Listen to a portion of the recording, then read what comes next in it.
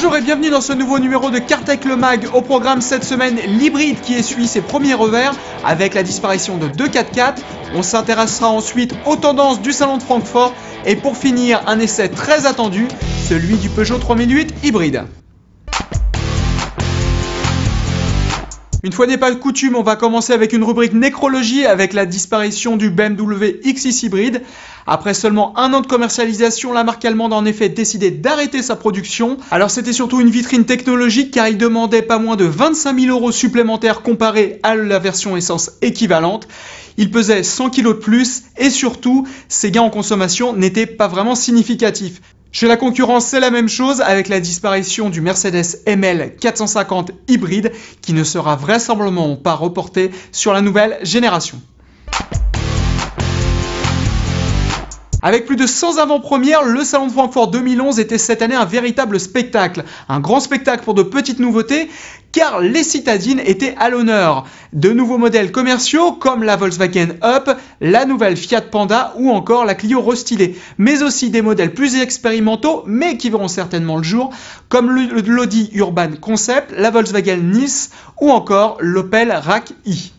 Et chez les constructeurs premium spécialistes des grandes berlines, même tendance, des nouveautés de petite taille, une Audi A2, une nouvelle Mercedes classe B et enfin une BMW i3. Et maintenant, place à l'essai de la semaine, un nouveau modèle qui va faire date, le Peugeot 3008 hybride.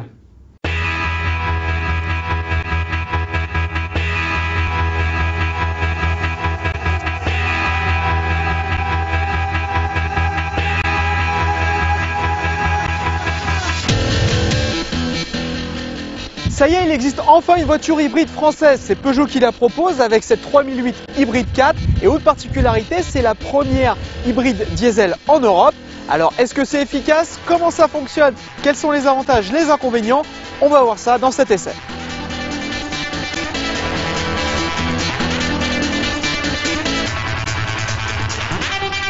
D'extérieur, comme vous l'avez vu sur la ligne, rien ne change. À l'intérieur, quelques petites modifications quand même, notamment au niveau du coffre, dont le volume est réduit de 12% pour loger la batterie. Alors, avoir un coffre plus petit, c'est toujours gênant, mais 12% de moins, c'est pas mal, contrairement à d'autres hybrides. La batterie a été logée dans le fond du sous-compartiment, ici. Donc, on a toujours ce volume supplémentaire. La batterie reste de taille relativement correcte, puisque le système hybride 4, comme on va le voir, est assez ingénieux.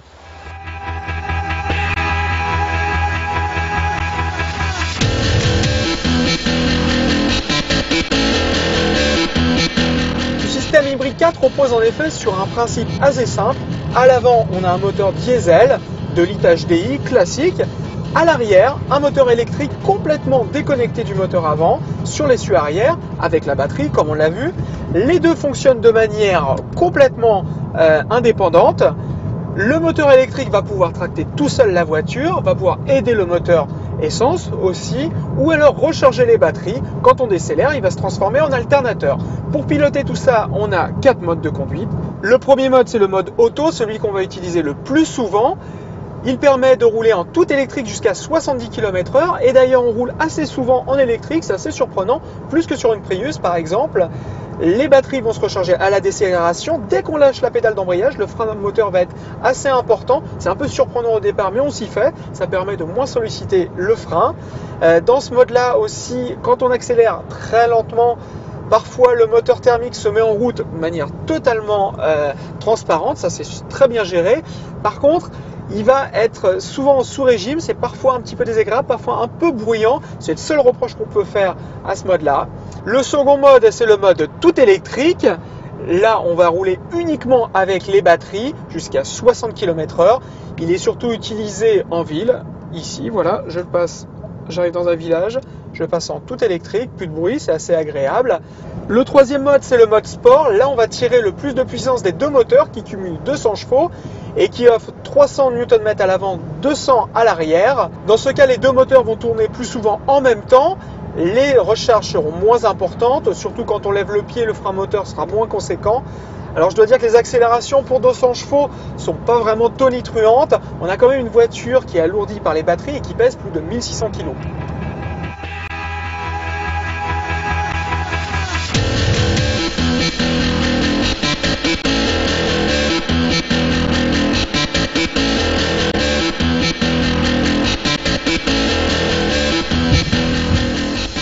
Alors le dernier mode, c'est le mode tout-terrain. Le moteur à l'arrière va tourner en permanence, ça en fera une 4 roues motrices. On l'essaye ici en conditions réelles, sur un gros tas de sable. La voiture normalement est plantée, impossible de repartir en mode auto. J'essaye ici. Ouais, on s'enlise. Et maintenant en 4x4, voilà. Eh ben, on a réussi à sortir. Autre avantage de ce système hybride, il va permettre de gommer les à-coups de la boîte de vitesse lors de chaque passage. Surtout qu'ici, on a une boîte de vitesse BMP6, une boîte pilotée qui génère pas mal de secousses. C'est le gros défaut de cette boîte. Et bien là, il y a un pic de coupe, c'est-à-dire que le moteur électrique va se déclencher légèrement à chaque passage de vitesse pour gommer cet à-coup. C'est génial. La boîte est devenue douce, sauf en conduite sportive où là, on sort encore quelques secousses.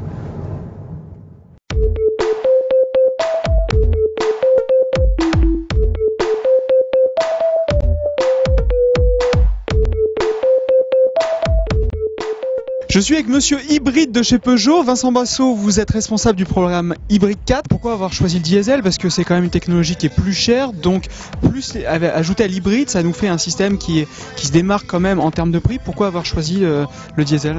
Alors, dans le marché européen, nous avons des diesels qui sont déjà très performants en émissions et en consommation. Si nous avions fait une motorisation hybride essence, nous l'aurions mise en concurrence directe en matière de consommation et d'émissions avec nos diesels classiques. Donc il fallait bien partir du diesel pour lui rajouter l'hybride afin d'obtenir vraiment des scores consommation très en rupture. Et est-ce que d'autres modèles de la gamme Peugeot pourront accueillir ce système hybride? Alors oui, cette architecture, elle a été pensée pour être modulaire et donc elle pourra s'adapter sur d'autres plateformes véhicules et en particulier la prochaine Peugeot qui recevra Hybride 4 sera la 508 RXH. Merci. Eh bien nous, on va essayer de mesurer les gains de consommation faits avec ce module hybride en comparant le modèle hybride avec le modèle diesel classique. On y va. Je suis au volant d'une version hybride, on met le compteur à 0, on part pour une petite boucle avec de la route et de la ville et on va voir quelle est la consommation.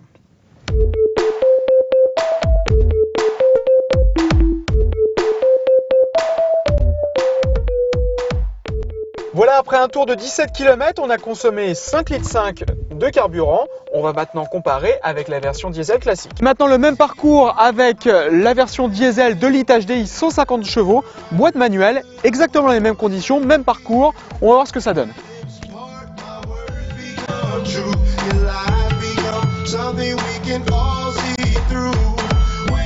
Résultat des courses, 6 litres 9 au 100 sur cette version thermique. L'hybride gagne donc largement grâce à sa faible consommation en ville.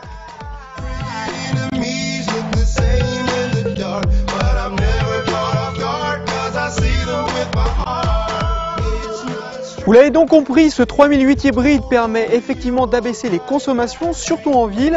On peut aussi rouler en électrique et ce sans sacrifier l'agrément sur route qui est souvent le défaut des hybrides, en tout cas des hybrides grand public. Alors pour se l'offrir, il faudra quand même mettre la main au porte-monnaie, un peu plus de 35 000 €, bonus écologique de 2 000 € déduit. Voilà, ce mag est terminé. Retrouvez toutes les news, toutes les infos sur cartech.fr.